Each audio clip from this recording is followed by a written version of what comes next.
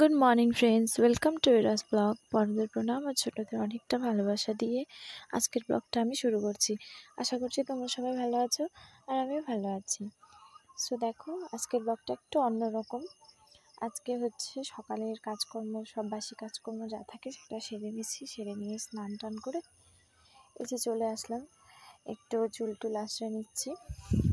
তারপর দেখো, আমাদের এখানে না আজকে প্রচণ্ড রৌদ্র উঠছে আর হচ্ছে গরমও পড়ছে ভালোই। এখানে তো অত গরম পড়ে না, তাও আজকে ভালোই গরম লাগছে।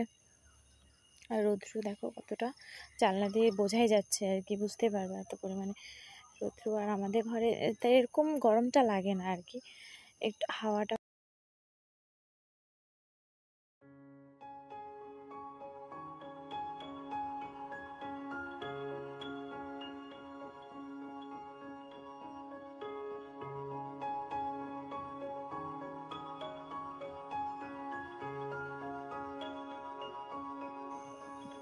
তারপর সোজা চলে আসলাম হচ্ছে মন্দিরে, ঢুকলাম।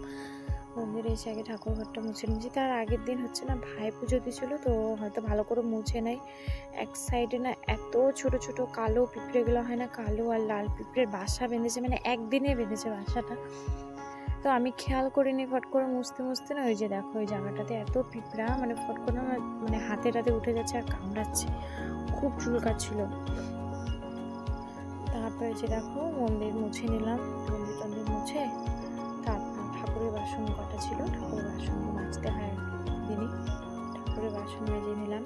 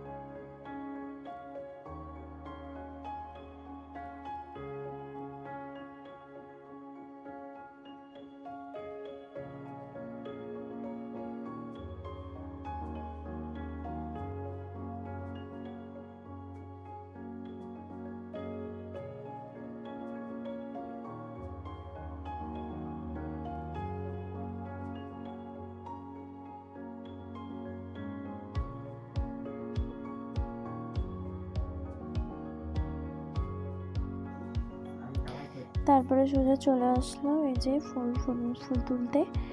তো দেখো গাছে না তেমন একটা ফুল নেই, আছে মানে ভিতরের সাইডে আছে ফুল, তো এখনো অত ফুলও ফোটে না গাছে, জানি না কেন। আগে তো ভালোই ফুটতো, অনেকগুলো গাছ আছে, দেখলে বোঝা যাচ্ছে নেই, কিন্তু অনেক মানে দু তিন রকমের জবা ফুলের গাছ মম্মি লাগাইছে আর কি, কিন্তু অত ফুলই ফোটে না ওই হিসাবে। এখন হয়তো সিজনটা এরকম, এই সিজনে হয়তো ফুল ফোটে না নাকি নাকি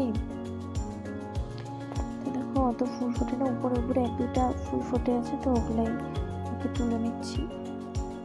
আগে এত ফুল ফুটতো, আমরা আর কাকিরা হচ্ছে দুঘর মানে ফুল নিতাম, কাকিও ফুল নিত আর আমরাও ফুল নিতাম, তাও গাছে বেঁচে যেত। কিন্তু এখন মানে ফুলই ফুটতে যায় না।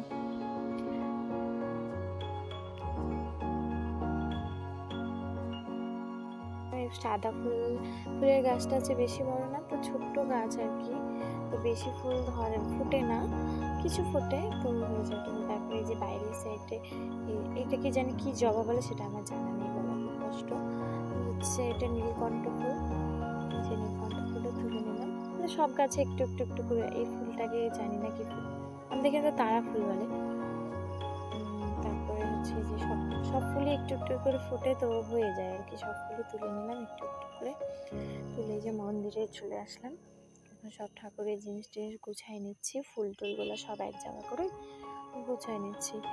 আর না আমি ভাবছিলাম পূজা দেওয়ার ভিডিও তো আমি অত করি নাই, মানে একটা হয়তো আছে দেওয়া, তাও ভালো করে দেওয়া নেই, ভাবছিলাম করবো। মানে একা হাতে করাটা যে এত মানে টাফ হয়ে যাবে বুঝতে পারিনি আর কি। যে মানে পূজা দিতে ধরো আমার প্রতিদিন আধা ঘন্টা টাইম লাগে, আধ ঘন্টাতে হয়ে যায় সব করা আর কি।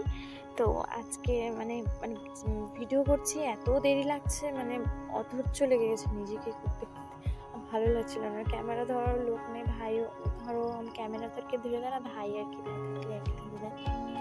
তো ভাইও নয়, ভাইও স্কুলে গেছে, কাউকেও যে বলবো একটু ক্যামেরা দিতে সেটাও উপায় নেই। নিজে থেকে ক্যামেরা সেট করো, ফোন সেট করো, আবার ভিডিও করো, আবার বন্ধ করো, মানে খুব ঝামেলা হয়ে যাচ্ছে। প্রাক্কা আমার 1 ঘন্টা লেগে গেছে এগুলাই করতে। আর শান্তিও মানে পুজোটা দিয়ে না শান্তিও পেলাম না। তো আজকে দিয়ে দিলাম পুজো দেওয়ার ব্লগ ভিডিওটা তোমাদেরকে। নেক্সট টাইম থেকে দেখবো, যেদিন ভাইয়ের স্কুল আর কি ছুটি থাকবে ওই দিন যদি আমি মিস করি তাহলে ওকে বলবো, ভাইকে বলবো ভিডিওটা করে দিতে, না তো আমি একা হাতে আর করবো না, প্রচণ্ড অসুবিধা হয়ে যাচ্ছিলো করতে। তারপরে দেখো আস্তে ধীরে সব রেডি টেডি করে নিয়ে বসে পড়লাম পুজো দিতে।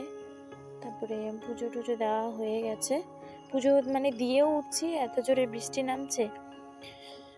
তারপরে খাওয়ার টাইমটা পাইনি, তো বৃষ্টি নামছে, কাপড় চোপড় সব বাইরেই ছিল, কাপড় চোপড়গুলো সব উঠে নিয়ে একটু খাইলাম ভাত। মা সকালবেলায় রান্না করছিল, তো একটু আর কি ভাত খাইয়ে নিলাম।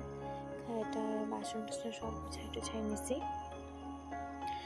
বাসন সব গুছাই নিয়ে তারপর একটু টিভি দেখছিলাম শুয়ে আর কি। একদিনে মানে আমি কাজকর্ম যা করি মানে সব একদিনে না শেয়ার করা মানে পসিবল হয়ে ওঠে না, বাট আমি ট্রাই করবো একদিন তোমাদেরকে মানে সকাল থেকে না একদম বিকাল অবধি সব কাজকর্ম দেখানো।